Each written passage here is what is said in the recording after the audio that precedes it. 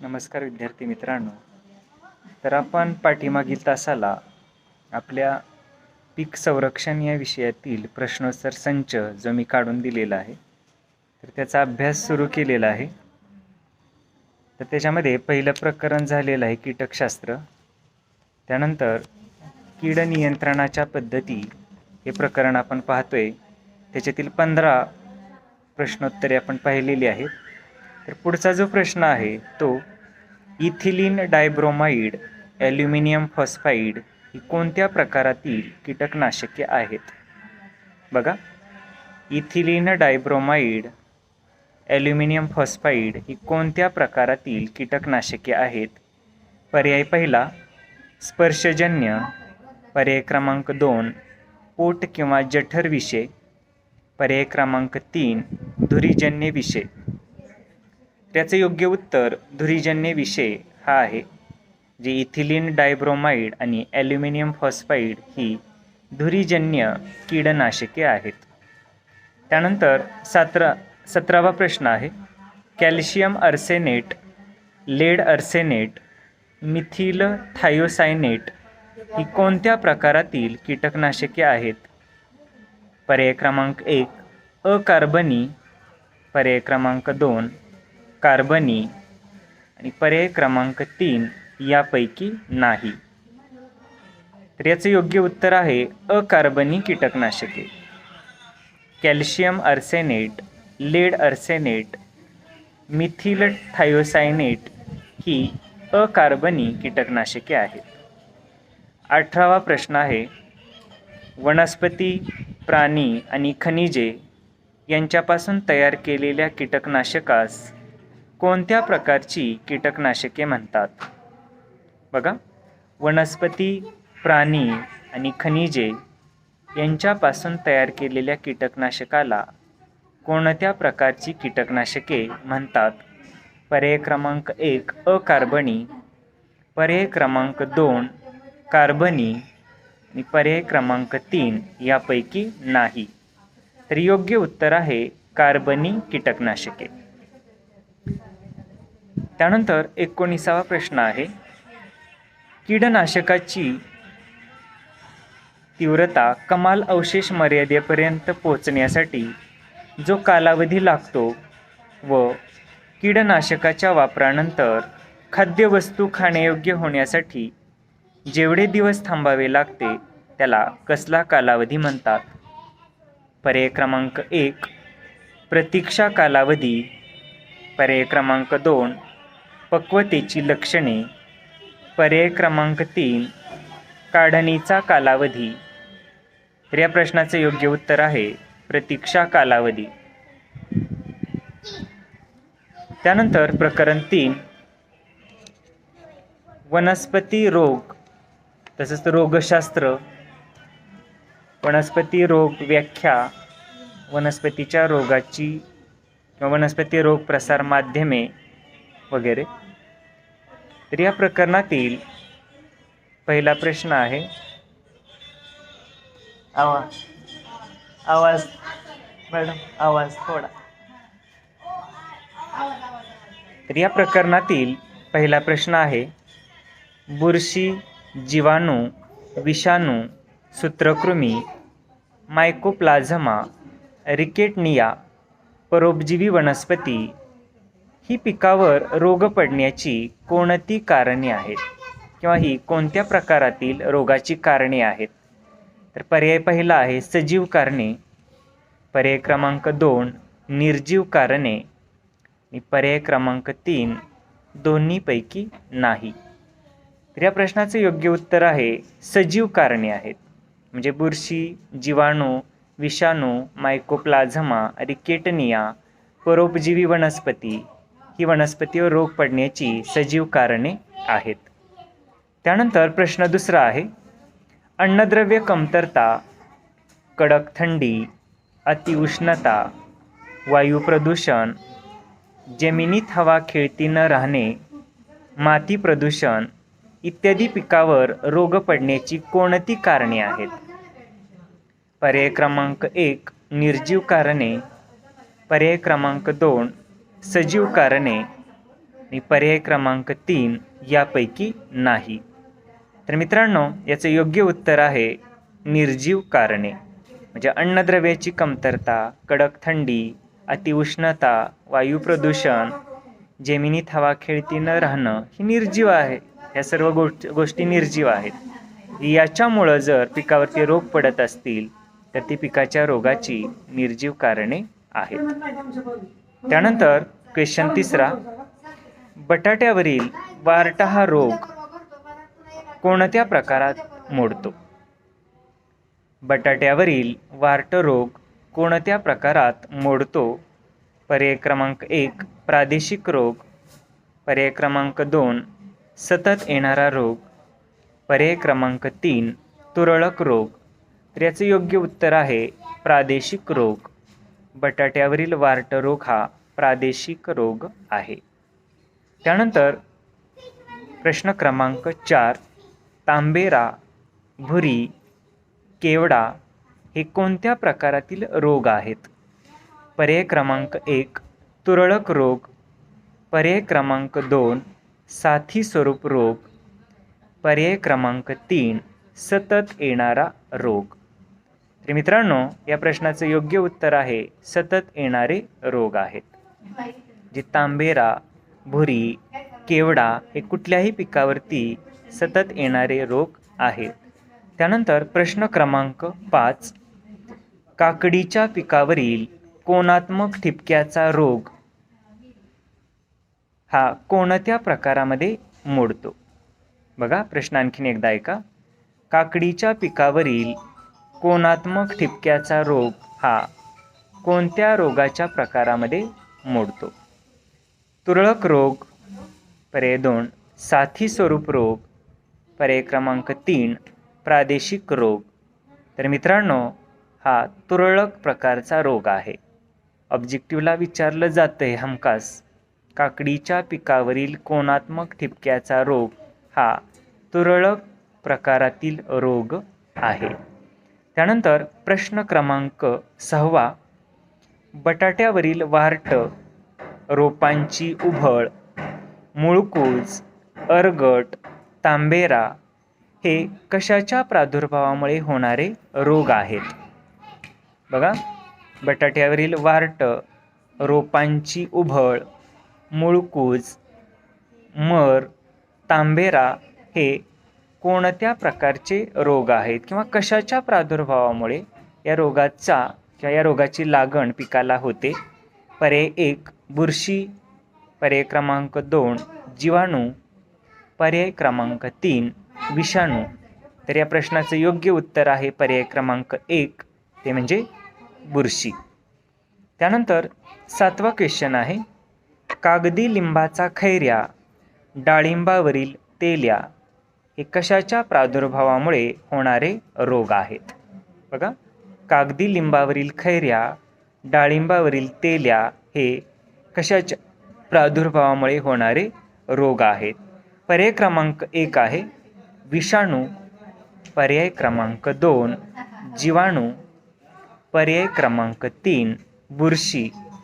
तर मित्रांनो, या प्रश्नाचं योग्य उत्तर आहे पर्याय क्रमांक 2 ते म्हणजे जीवाणू. जे डाळिंबावरील तेल्या किंवा कागदी लिंबावरील खैऱ्या रोग हे जीवाणूजन्य रोग आहेत. त्यानंतर प्रश्न क्रमांक 8, पर्णगुच्छ, केवडा, बोकड्या हे कशाच्या प्रादुर्भावामुळे होणारे रोग आहेत? पर्याय क्रमांक 1 बुरशी, पर्याय क्रमांक 2 विषाणू, पर्याय क्रमांक 3 जीवाणू. तर मित्रांनो, या प्रश्नाचे योग्य उत्तर आहे पर्याय क्रमांक 2 ते म्हणजे विषाणू. जे पर्णगुच्छ, केवडा, बोकड्या हे विषाणूजन्य रोग आहेत. प्रश्न क्रमांक 9, स्ट्रायगा ही कोणत्या पिकावरील परोपजीवी वनस्पती आहे? स्ट्रायगा ही कोणत्या पिकावरील परोपजीवी वनस्पती आहे? पर्याय क्रमांक 1 ज्वारी, पर्याय क्रमांक 2 बाजरी, पर्याय क्रमांक 3 गहू. तर या प्रश्नाचे योग्य उत्तर आहे ज्वारी. ज्वारीवरील परोपजीवी वनस्पती कुठली तर स्ट्रायगा ही आहे. त्यानंतर प्रश्न क्रमांक 10. बटाट्याचा गर काळा पडण्याचे कारण कोणते? बटाट्याचा गर काळा पडण्याचे पुढीलपैकी कारण कोणते? पर्याय क्रमांक 1 प्राणवायूची कमतरता, पर्याय क्रमांक 2 प्राणवायू जास्त होणे, पर्याय क्रमांक 3 ही दोन्ही कारणे. तर या प्रश्नाचे योग्य उत्तर आहे ऑक्सिजनची कमतरता. त्यानंतर प्रश्न क्रमांक 11. कोणती अन्नद्रव्ये पिकाला अल्प प्रमाणात गरजेची असतात? कोणती अन्नद्रव्ये पिकाला अल्प प्रमाणात गरजेची असतात? पर्याय क्रमांक 1 मुख्य अन्नद्रव्य, पर्याय क्रमांक 2 सूक्ष्म अन्नद्रव्य आणि पर्याय क्रमांक 3 दुय्यम अन्नद्रव्ये. तर या प्रश्नाचे योग्य उत्तर आहे पर्याय क्रमांक 2 सूक्ष्म अन्नद्रव्य, ज्याला आपण इंग्रजीमध्ये मायक्रोन्यूट्रियन्स असं म्हणतो. त्यानंतर प्रश्न क्रमांक 12. भुईमुगावरील मुख्य रोग कोणता? भुईमुगावरील मुख्य रोग कोणता? पर्याय क्रमांक 1 टिक्का रोग, पर्याय क्रमांक 2 तांबेरा रोग, पर्याय क्रमांक 3 मर रोग. भुईमुगावरील महत्त्वाचा रोग टिक्का रोग हा आहे. त्यानंतर प्रश्न क्रमांक 13. बुरशीच्या नियंत्रणासाठी वापरल्या जाणाऱ्या रसायनास काय म्हणतात? प्रश्न आणखीन एकदा ऐका. बुरशीच्या नियंत्रणासाठी वापरल्या जाणाऱ्या रसायनास काय म्हणतात? पर्याय क्रमांक 1 कीटकनाशके, पर्याय क्रमांक 2 तणनाशके, पर्याय क्रमांक 3 बुरशीनाशके. तर मित्रांनो, या प्रश्नांचं योग्य उत्तर आहे पर्याय क्रमांक 3 बुरशीनाशके. त्यानंतर पुढचा प्रश्न. कॉपर ऑक्झिक्लोराईड, मॅन्कोझेब, सल्फर ही कोणत्या प्रकारातील बुरशीनाशके आहेत? कॉपर ऑक्झिक्लोराईड, मॅन्कोझेब, सल्फर ही कोणत्या प्रकारातील बुरशीनाशके आहेत? पर्याय क्रमांक 1 प्रतिबंधात्मक, पर्याय क्रमांक 2 आंतरप्रवाही आणि पर्याय क्रमांक 3 रोगांचे उच्चाटन करणारी. तर या प्रश्नाचे योग्य उत्तर आहे पर्याय क्रमांक 1 प्रतिबंधात्मक बुरशीनाशके. जे कॉपर ऑक्झिक्लोराईड, मॅन्कोझेब, सल्फर, गंधक ही प्रतिबंधात्मक प्रकारची बुरशीनाशके आहेत. पुढचा प्रश्न आहे. कॅप्टन मेटॅलेक्झिल ही कोणत्या प्रकारची बुरशीनाशके आहेत? कॅप्टन मेटॅलेक्झिल ही कोणत्या प्रकारची बुरशीनाशके आहेत? पर्याय पहिला रोगांचे उच्चाटन करणारी, पर्याय क्रमांक 2 प्रतिबंधात्मक आणि पर्याय क्रमांक 3 आंतरप्रवाही बुरशीनाशके. तर या प्रश्नाचे योग्य उत्तर आहे प्रतिबंधात्मक बुरशीनाशके. पुढचा प्रश्न आहे मित्रांनो. कॉपर ऑक्झिक्लोराईड, बोर्डो मिश्रण ही कोणत्या प्रकारची बुरशीनाशके आहेत? कॉपर ऑक्झिक्लोराईड आणि बोर्डो मिश्रण ही कोणत्या प्रकारची बुरशीनाशके आहेत? पर्याय पहिला ताम्रयुक्त बुरशीनाशके, पर्याय 2 गंधकयुक्त बुरशीनाशके आणि पर्याय 3 यापैकी नाही.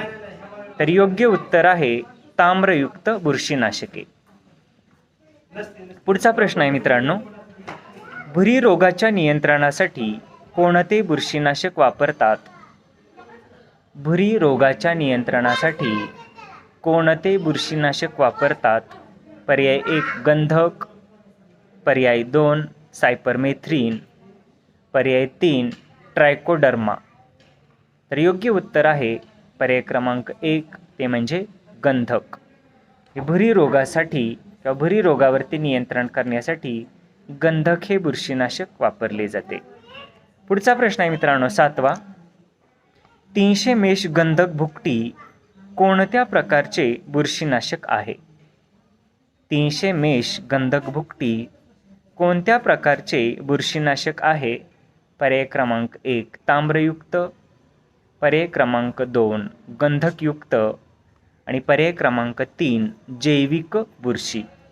तर या प्रश्नाचे योग्य उत्तर आहे गंधकयुक्त बुरशी आहे ही. जे 300 मेष गंधक भुकटी ही गंधकयुक्त बुरशी आहे. त्यानंतर प्रकरण 5 बीज प्रक्रिया. पहिला प्रश्न आहे अर्गटिया हा रोग कोणत्या पिकावर पडणारा रोग आहे? अर्गट हा कोणत्या पिकावर पडणारा रोग आहे? पर्याय पहिला ज्वारी बाजरी, पर्याय दुसरा गहू तूर, पर्याय तिसरा मका सोयाबीन. तर या प्रश्नाचे योग्य उत्तर आहे पर्याय क्रमांक 1 ज्वारी आणि बाजरी. जे अर्गट हा रोग ज्वारी आणि बाजरीवर पडणारा महत्त्वाचा रोग आहे. दुसरा प्रश्न आहे बाजरीवरील अर्गट रोगाच्या नियंत्रणासाठी किती टक्के मिठाच्या द्रावणाची बीज प्रक्रिया केली जाते? प्रश्न आणखीन एकदा ऐका. बाजरीवरील अर्गट रोगाच्या नियंत्रणासाठी किती टक्के मिठाच्या द्रावणाची बीज प्रक्रिया केली जाते? पर्याय क्रमांक 1 30%, पर्याय क्रमांक 2 40% आणि पर्याय क्रमांक 3 20%. तर मित्रांनो या प्रश्नाचे योग्य उत्तर आहे पर्याय क्रमांक 3 ते म्हणजे 20%. म्हणजे ज्वारीवरील अर्गट रोगाच्या नियंत्रणासाठी 20% मिठाच्या द्रावणाची बीज प्रक्रिया केली जाते.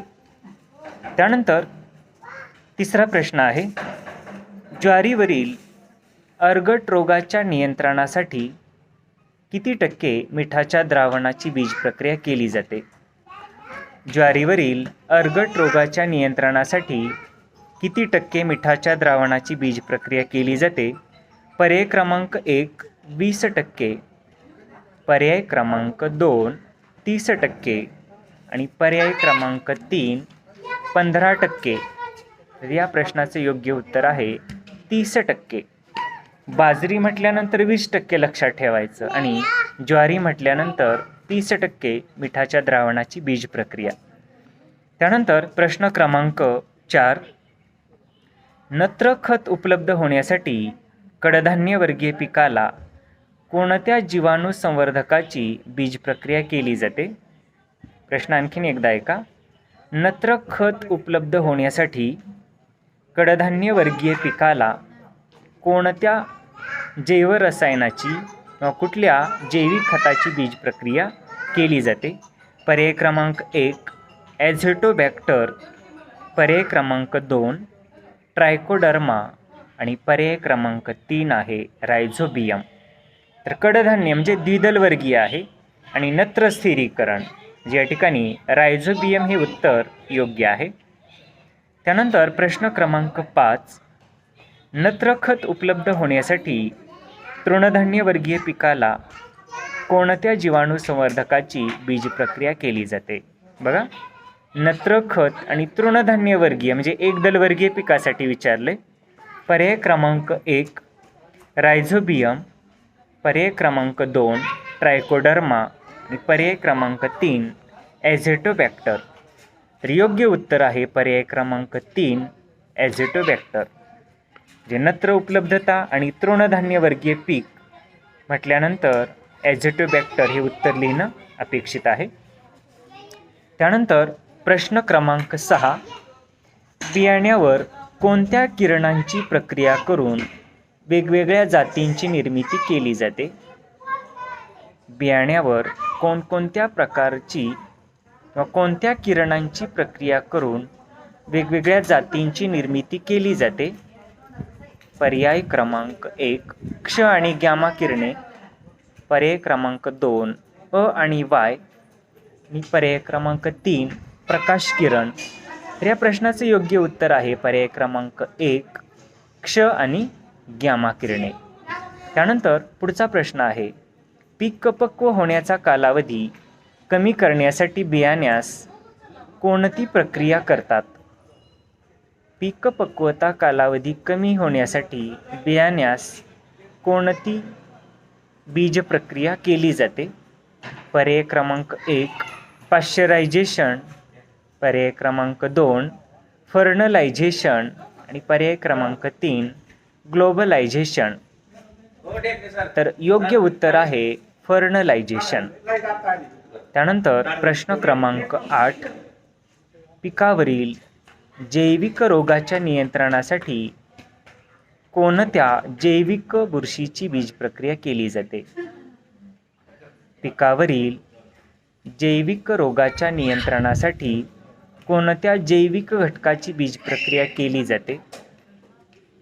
पर्याय क्रमांक 1 ट्रायकोग्रामा, पर्याय क्रमांक 2 ट्रायकोडर्मा आणि पर्याय क्रमांक 3 रायझोक्टोनिया.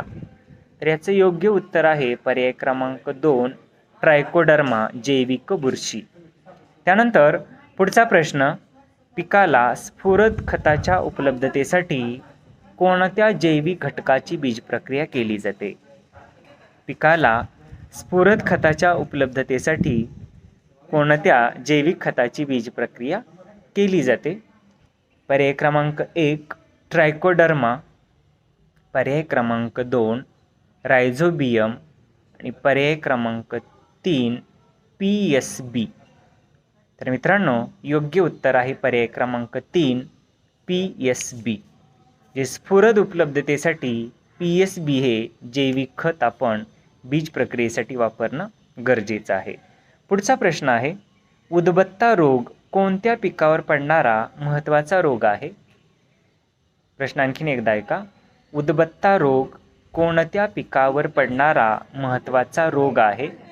पर्याय क्रमांक 1 भात, पर्याय क्रमांक 2 ज्वारी, पर्याय क्रमांक 3 मका. तर योग्य उत्तर आहे भात. जे उदबत्ता रोग हा भात पिकावरील महत्त्वाचा रोग आहे. त्यानंतर प्रश्न क्रमांक 11 सोयाबीन या पिकाला नत्र स्थिरीकरणासाठी कोणत्या जीवाणूची बीज प्रक्रिया करतात? सोयाबीन या पिकाला नत्र स्थिर करण्यासाठी किंवा नत्र स्थिरीकरण करण्यासाठी कोणत्या जैविक खताची बीज प्रक्रिया केली जाते? पर्याय क्रमांक 1 रायझोबियम कंसात सोयाबीन गट, दुसरा ॲझोटोबॅक्टर आणि पर्याय क्रमांक 3 दोन्हीही. याचं योग्य उत्तर आहे पर्याय क्रमांक 1 रायझोबियम सोयाबीन गट या जैविक खताची बीज प्रक्रिया सोयाबीनला करून नत्र स्थिरीकरण केलं जातं. त्यानंतर प्रश्न क्रमांक 12 कापूस बियाण्यावर ॲसिड डिलेटिंगसाठी कोणते ॲसिड वापरले जाते? प्रश्न आणखीन एकदा ऐका. कापूस बियाण्यावर ॲसिड डिलेटिंग करण्यासाठी कोणते ॲसिड उपयोगात आणलं जातं? पर्याय क्रमांक 1 सल्फ्युरिक ॲसिड, पर्याय क्रमांक 2 हायड्रोक्लोरिक ॲसिड आणि पर्याय क्रमांक 3 नॅफ्थॅलिक ॲसेटिक ॲसिड. तर या प्रश्नाचं योग्य उत्तर आहे पर्याय क्रमांक 1 सल्फ्युरिक ॲसिड. त्यानंतर प्रश्न क्रमांक 13 गवताळ वाढ हा कोणत्या पिकावर पडणारा महत्त्वाचा रोग आहे? गवताळ वाढ हा कोणत्या पिकावर पडणारा महत्त्वाचा रोग आहे? पर्याय क्रमांक 1 पर्याय क्रमांक 1 ऊस, पर्याय क्रमांक 2 ज्वारी आणि पर्याय क्रमांक 3 हळद. तर मित्रांनो योग्य उत्तर आहे पर्याय क्रमांक 1 ऊस. जे गवताळ वाढ हा रोग ऊस या पिकावरील महत्त्वाचा रोग आहे. त्यानंतर प्रश्न क्रमांक 14 गवताळ वाढ हा रोग होऊ नये म्हणून ऊस बेण्यावर कोणती बीज प्रक्रिया केली जाते? पर्याय क्रमांक 1 उष्ण जल तसेच उष्ण हवा प्रक्रिया, पर्याय क्रमांक 2 कीटकनाशकाची बीज प्रक्रिया, पर्याय क्रमांक 3 धुरीजन्य प्रक्रिया. तर या प्रश्नाचं योग्य उत्तर आहे उष्ण जल तसेच उष्ण हवा प्रक्रिया. कुठल्या तर ऊसावरील गवताळ वाड्या रोगाच्या नियंत्रणासाठी. त्यानंतर प्रश्न क्रमांक 15, योग्य उष्णजल प्रक्रिया ओळखा. जे किती अंश सेल्सिअस तापमान आपण त्या पाण्याचं ठेवून उष्णजल प्रक्रिया करू शकतो त्याच्यासाठी तापमान ओळखणं गरजेचं आहे. पर्याय क्रमांक 1, 50 अंश सेल्सिअस तापमानाला 2 तास. पर्याय क्रमांक 3, 54 अंश सेल्सिअस तापमानाला 2 तास. पर्याय क्रमांक 3, 55 अंश सेल्सिअस तापमानाला 4 तास. तर या प्रश्नाचं योग्य उत्तर आहे पर्याय क्रमांक 1, 50 अंश सेल्सिअस तापमानाला 2 तास आपण उष्णजल प्रक्रिया करू शकतो. त्यानंतर प्रश्न क्रमांक 16, योग्य उष्ण हवा प्रक्रिया ओळखा. जे ऊस बेण्यावरती आपणाला उष्ण हवा प्रक्रिया करण्यासाठी किती अंश सेल्सिअस तापमानाला किती तास ही बीज प्रक्रिया करणं गरजेचं आहे. पर्याय क्रमांक 1, 54 अंश सेल्सिअस तापमानाला 2 तास. पर्याय क्रमांक 2, 54 अंश सेल्सिअस तापमानाला 4 तास. आणि पर्याय क्रमांक 3, 50 अंश सेल्सिअस तापमानाला 4 तास. तर या प्रश्नाचं योग्य उत्तर आहे पर्याय क्रमांक 1, 54 अंश सेल्सिअस तापमानाला 4 तास आपण उष्णजल प्रक्रिया करू शकतो. त्यानंतर प्रश्न क्रमांक पुढचं प्रकरण आहे 6वं, पिकावरील किडी रोग त्यांची ओळख आणि त्यामुळे होणारे नुकसान. तर पहिला प्रश्न आहे, मका पिकावरील कीड जी पाने खाते फक्त शिरा शिल्लक ठेवते ती कोणती. त्यालाच मकावरील प्रमुख कीड किंवा महत्त्वाची कीड असं म्हटलेलं आहे. पर्याय क्रमांक 1, मावा तुडतुडे. पर्याय क्रमांक 2, लष्करी अळी. पर्याय क्रमांक 3, खोडकिडा. तर या प्रश्नाचं योग्य उत्तर आहे लष्करी अळी. त्यानंतर प्रश्न क्रमांक 2, काणी रोगाच्या नियंत्रणासाठी कोणत्या बुरशीनाशकाची बीज प्रक्रिया केली जाते. काणी रोगाच्या नियंत्रणासाठी कोणत्या बुरशीनाशकाची बीज प्रक्रिया केली जाते. पर्याय क्रमांक 1, ट्रायकोडर्मा. पर्याय क्रमांक 2, गंधक. पर्याय क्रमांक 3, कॉपर ऑक्झिक्लोराईड. तर या प्रश्नाचं योग्य उत्तर आहे पर्याय क्रमांक 2, ते म्हणजे गंधक. त्यानंतर प्रश्न क्रमांक 3, तांबेरा रोग कोणत्या बुरशीमुळे होतो. तांबेरा रोग कोणत्या बुरशीमुळे होतो. पर्याय क्रमांक 1, रायझोक्टोनिया. पर्याय क्रमांक 2, अल्टरनेरिया. आणि पर्याय क्रमांक 3, पुक्सिनिया पुरपुरी. तर या प्रश्नांचे योग्य उत्तर आहे पर्याय क्रमांक 3, पुक्सिनिया पुरपुरी. त्यानंतर प्रश्न क्रमांक 4, उंदीर किडीच्या नियंत्रणासाठी उपाय कोणते किंवा उंदीर किडीच्या नियंत्रणासाठी कोणते रासायनिक घटक वापरले जातात असे विचारलं जाईल. तर झिंक फॉस्फाईड हे उत्तर लिहिणं गरजेचं आहे. किंवा सापळी आपण वापरून ह्या उंदीर किडीचं नियंत्रण करू शकतो. जे दोन्ही पर्याय महत्त्वाचे आहेत, झिंक फॉस्फाईड आणि सापळे. त्यानंतर प्रश्न क्रमांक 5, मुळकूज हा रोग कोणत्या बुरशीमुळे होतो. मुळकूज हा रोग जमिनीतील कोणत्या बुरशीमुळे होतो. पर्याय क्रमांक 1, रायझोक्टोनिया. पर्याय क्रमांक 2, स्क्लेरोशियम. आणि पर्याय क्रमांक 3, पिथियम ग्रॅमिनिकोलम. तर या प्रश्नाचं योग्य उत्तर आहे पर्याय क्रमांक 3, पिथियम ग्रॅमिनिकोलम. या बुरशीमुळे मुळकूज नावाचा रोग होतो. त्यानंतर प्रश्न क्रमांक 6, उदबत्ता हा भातावरील रोगाच्या नियंत्रणासाठी कोणती प्रक्रिया केली जाते. पहिला उपाय आहे किंवा पहिला पर्याय उष्णजल प्रक्रिया. दुसरा पर्याय आहे कीटकनाशक प्रक्रिया आणि पर्याय क्रमांक 3 मिठाच्या द्रावणाची प्रक्रिया. तर याच्यातील योग्य पर्याय हे पर्याय क्रमांक 1 उष्णजल प्रक्रिया केली जाते. त्यानंतर प्रश्न क्रमांक 7 घाटे अळी ही कोणत्या पिकावरील महत्त्वाची कीड आहे? घाटे अळी ही कोणत्या पिकावरील महत्त्वाची कीड आहे? पर्याय क्रमांक 1 हरभरा, पर्याय क्रमांक 2 ऊस, पर्याय क्रमांक 3 ज्वारी.